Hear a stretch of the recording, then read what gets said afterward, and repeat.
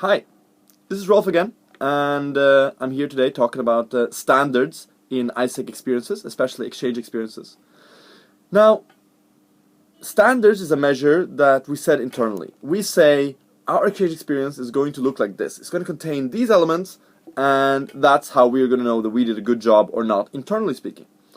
And currently we have the exchange program policies, which specify to us what our standards are.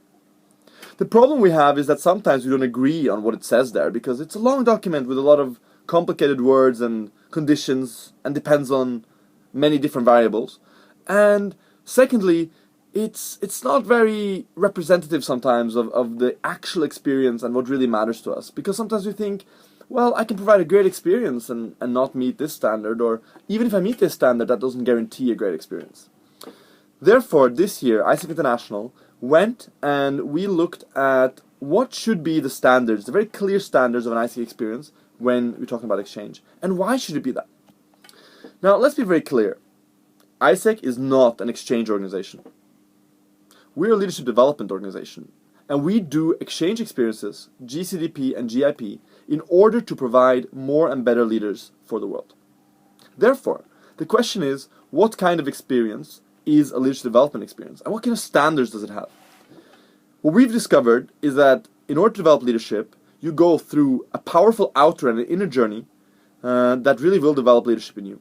And when we developed the standards this year, to make it very clear, we started with what kind of outer journey and what kind of inner journey do we want to provide to young people going on exchange. And it's quite simple.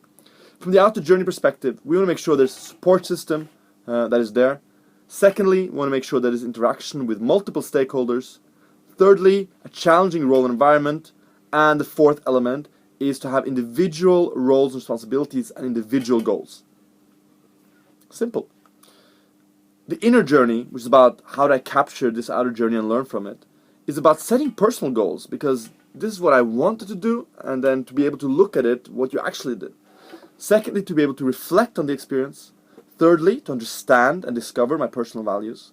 And fourthly, to reinvent myself, based on the goal setting, the reflection, and the understanding of myself. These four elements are the inner journey of leadership development.